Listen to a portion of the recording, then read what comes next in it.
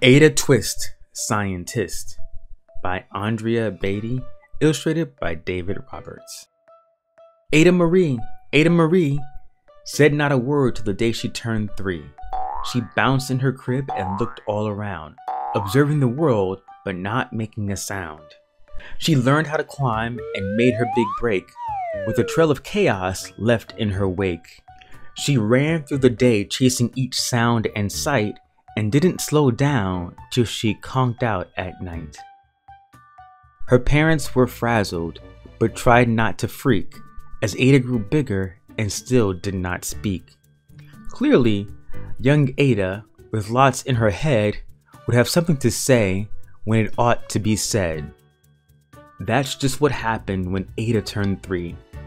She tore through the house on a fact-finding spree and climbed up the clock just as high as she could. Her parents yelled, "Stop!" as all parents would. Ada's chin quivered, but she did not cry.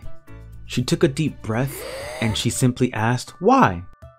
Why does it tick? And why does it talk? Why don't we call it a granddaughter clock? Why are there pointy things stuck to a rose?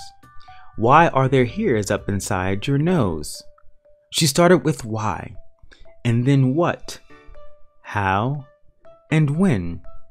By bedtime, she came back to why once again. She drifted to sleep as her dazed parents smiled at the curious thoughts of their curious child, who wanted to know what the world was about. They kissed her and whispered, "You'll figure it out." Her parents kept up with their high-flying kid, whose questions and chaos both grew as she did. Even Miss Greer found her hands were quite full when young Ada's chaos wreaked havoc at school. But this much was clear about Miss Ada Twist: she had all the traits of a great scientist. Ada was busy that first day of spring testing the sounds that make mockingbirds sing, when a horrible stench whacked her right in the nose, a pungent aroma that curled up her toes. "Zowie!" said Ada, which got her to thinking, what is the source of that terrible stinking? How does a nose know there's something to smell? And does it still stink if there's no nose to tell? She rattled off questions and tapped on her chin. She'd start at the start, where she ought to begin. A mystery, a riddle, a puzzle, a quest. This was the moment that Ada loved best. Ada did research to learn all she could of smelling and smells, both the stinky and good. One hypothesis Ada thought could be true: the terrible stink came from Dad's cabbage stew. She tested and tested, but soon Ada knew it was time to come up with hypothesis 2. Then zowie! The stink struck again, just like that. Hypothesis 2, it's caused by the cat. The cat couldn't make such a stink on its own. It needed perfume and some fancy cologne. So young Ada tested. The test was a flop. She started again, but her parents yelled, "Stop!"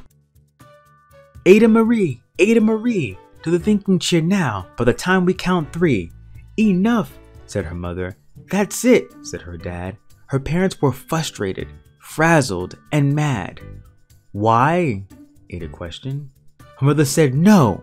"What?" Ada queried. Her father said, "Go. You've ruined our supper. You made the cat stink. Enough with your questions. Now sit there and think." She looked at her parents. Her heart turned to goo. Poor Ada Twist didn't know what to do. She sat all alone by herself in the hall, and Ada, once more, could say nothing at all. And so Ada sat, and she sat, and she sat, and she thought about science and Stu and the cat, and how her experiments made such a big mess. Does it have to be so? Is that part of success?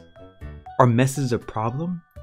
And while she was thinking, what was the source of that terrible stinking? Ada Marie did what scientists do. She asked a small question, and then she asked 2. And each of those led her to 3 questions more. And some of those questions resulted in 4. As Ada got thinking, she really dug in.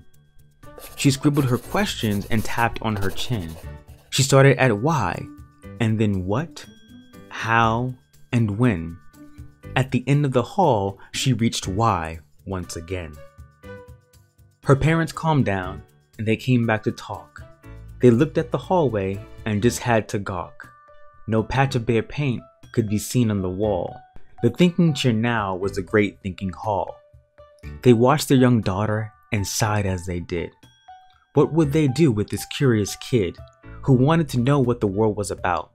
They smiled and whispered, "We'll figure it out." And that's what they did, because that's what you do when your kid has a passion and heart that is true.